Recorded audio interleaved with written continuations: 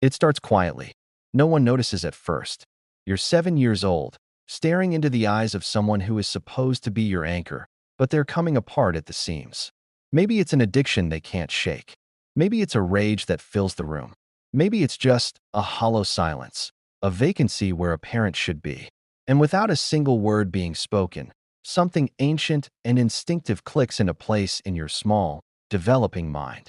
A terrifying equation forms. If I don't hold everything together, everything will fall apart. This is how a child disappears.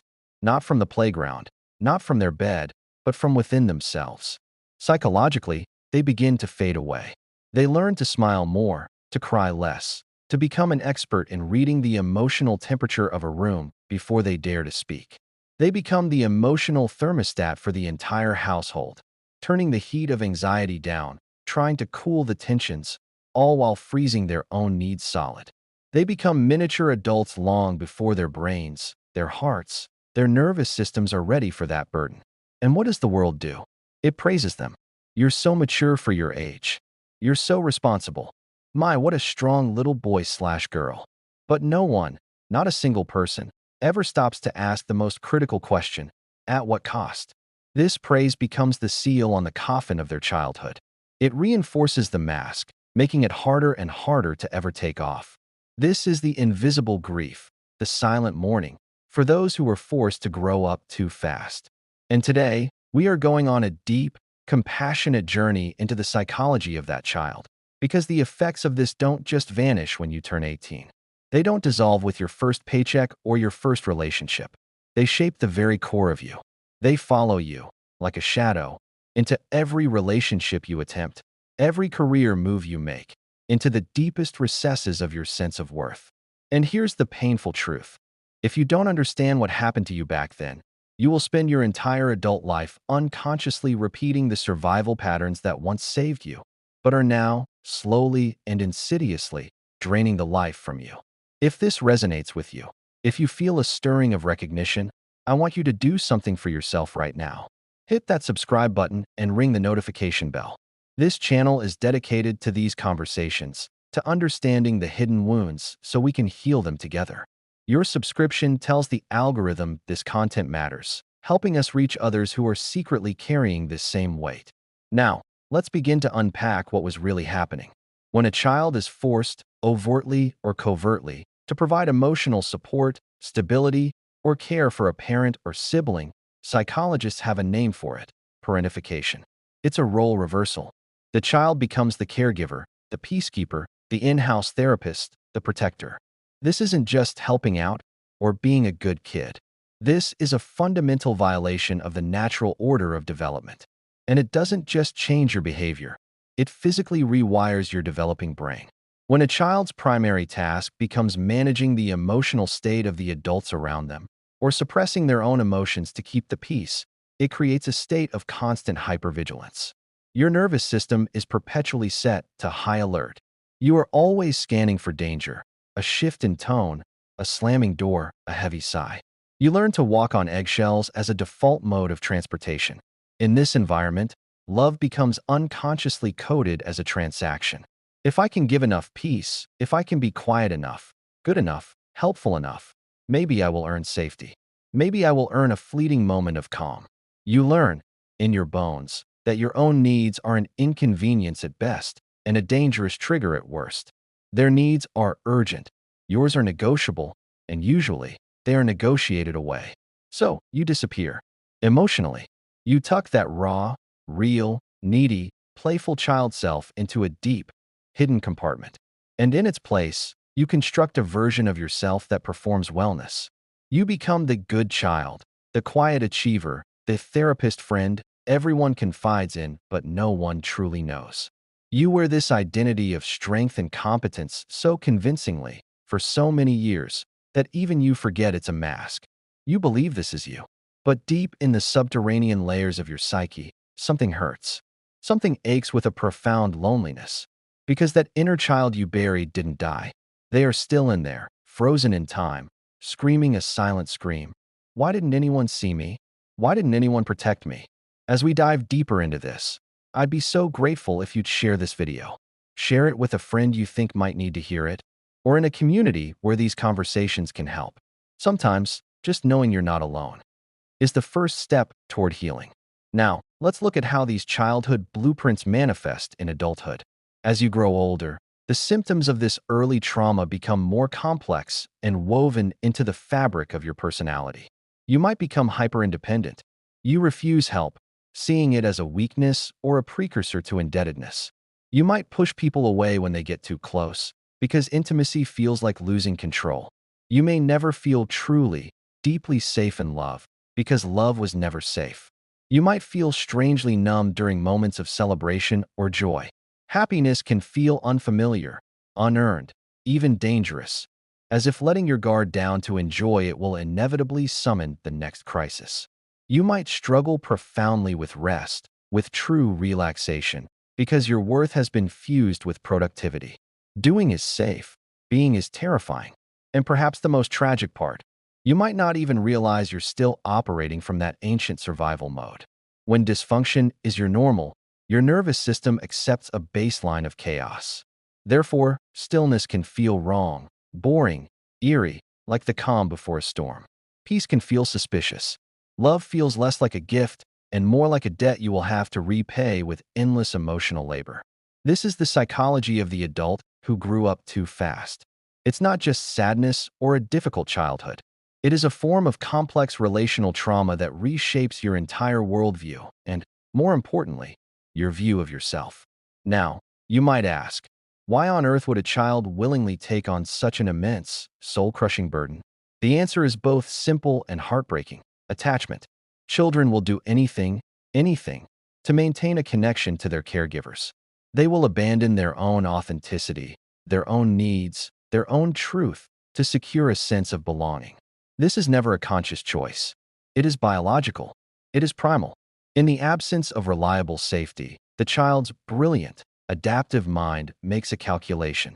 Sacrifice the real me to stay connected to you. That is not weakness. That is survival intelligence. That is the instinct to live. But here lies the great tragedy of developmental trauma. What saved you then imprisons you now. The very skills that helped you navigate a turbulent childhood, hypervigilance, perfectionism, emotional caretaking, suppression of needs, become the bars of your cage in adulthood. So many of us are walking around as high-functioning, capable adults with a deeply neglected, terrified inner child secretly pulling the strings of our lives. We overachieve to earn the love we never got. We stay silent in conflict to avoid the abandonment we fear. We take care of everyone in our orbit, while secretly harboring a quiet, desperate wish that someone would just notice. That someone would look past the strong facade and ask, "Hey, are you actually okay?" That fantasy, that someone will finally see you're not as strong as you pretend, that maybe you'll get to finally fall apart and be held. That is the unmet need, not of your adult self, but of the child who never, ever got to be a child. Healing begins not with fixing, but with witnessing. This is so crucial. Until you can look back at your childhood with clear, compassionate eyes and say, "That was not okay. That hurt me. That was too much for a child," you will stay stuck in a cycle of self-gaslighting. You'll tell yourself, "It wasn't that bad. Other people had it worse. I turned out fine." But fine is just another mask. And in your quietest moments, you know it. I want to pause here and ask you to engage in the comments below. Just type "me too" if any of this is feeling familiar. There is incredible power in seeing that you are not alone in this. Your story matters, and witnessing each other is part of the healing. Now, what becomes of that child when they grow up? They become adults who never feel truly safe, even in calm, quiet rooms. They become lovers who flinch at softness, distrust kindness, and are waiting for the other shoe to drop. They become givers who cannot receive, for receiving feels vulnerable and strange. They become the kind of people who apologize for crying, who deflect compliments, and who confuse utter exhaustion with a job well done. This is the steep, hidden cost of growing up too fast. If your childhood training taught you that strength meant the annihilation of softness, that silence was safer than honesty, that your value was in fixing others while ignoring your own fractures, then what kind of adulthood do you inherit? You inherit a life where you are perpetually holding your breath.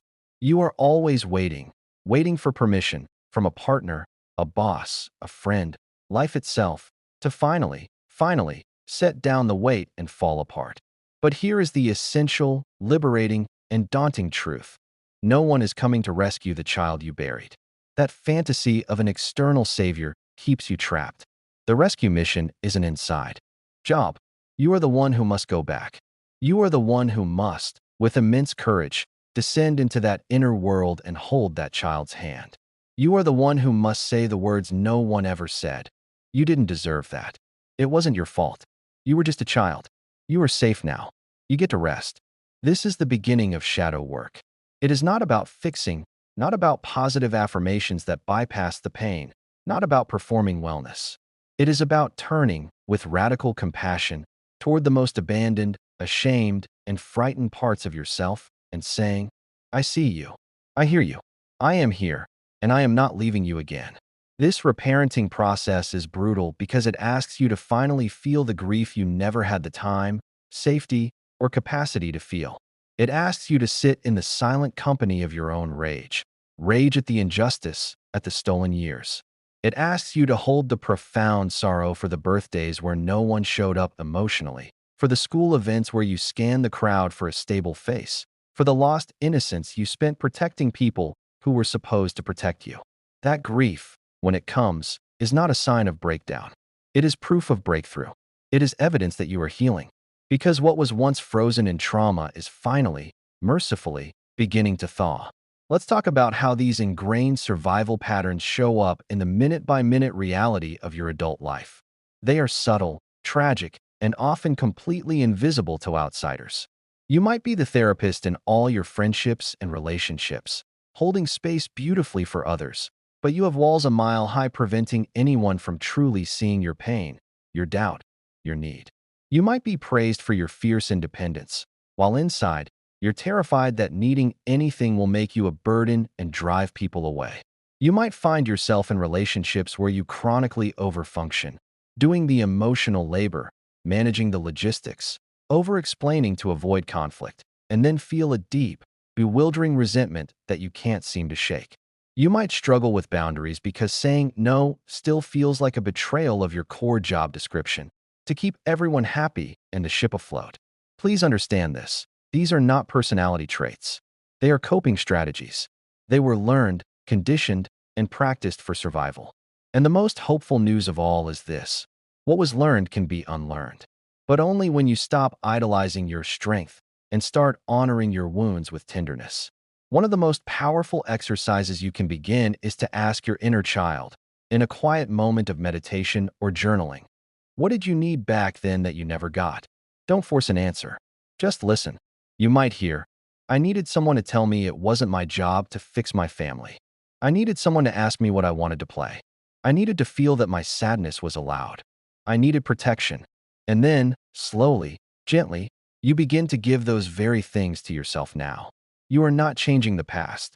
That is impossible. You are changing your relationship to the past. You are stopping the cycle of reliving it. This is how you begin to break the pattern of seeking a parent in your romantic partners. This is how you start to differentiate between true intuition and the anxiety of hypervigilance. This is how you stop running from the child you were and start integrating them into the adult you are becoming. The renowned psychologist Carl Jung once said, there is no coming to consciousness without pain. People will do anything, no matter how absurd, to avoid facing their own soul. Shadow work demands that we face it. All of it. The neglected, the ashamed, the scared, the furious parts. Because healing is not about becoming someone entirely new. It is about remembering, reclaiming, and welcoming home who you were before the world told you who you had to be to survive. If you're finding value in this deep dive, please hit the like button. It's a small gesture, but it tells me this conversation is important and helps guide what we talk about next on this channel. So, if you are someone who grew up too fast, please know this. Your maturity, your resilience, your depth, these are not the problem. The problem was that you had no choice. You were drafted into a war you didn't start, handed armor that was never meant for a child. But now, in this moment of awareness, you have a choice. It is perhaps the first real choice you've had regarding this part of your life. You can choose softness. You can choose to let a task go undone and simply rest. You can choose to stop managing the emotional weather of everyone around you and start tending to the climate of your own inner world. You can choose to speak a need, however small. No, it will not happen overnight. It is a practice, a slow rewiring. There will be days, even as a full-grown adult, where you will feel small, scared, and like that child again. And I want you to hear this. Good. That's the point. That feeling is not a regression. It is an emergence. It is the buried part of you surfacing, asking to be acknowledged. Let that child come home. Let them cry the tears that were stored for decades. Let them play, draw, dance, be silly. Let them be seen, by you, with unconditional love. You are not broken. You are in the profound and messy process of becoming whole. And maybe, for the very first time, you are finally growing up the right way. Not through pressure, not through fear, not through survival, but through truth, through integration, through compassionate reparenting. You never got the childhood you deserved. That grief is real and valid. But you still have a future. And this time, you are the author. You get to write it. You get to decide what strength looks like when it's balanced with softness. You get to define what safety feels like in your own body, in your own home, in your own relationships. The journey is long, but it is the only one that leads back to yourself. Thank you for having the courage to be here, to listen, and to begin.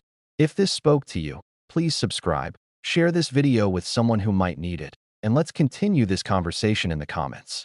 What was one thing you heard today that landed for you? Your voice, your story, is a vital part of this community of healing. Thank you for being here.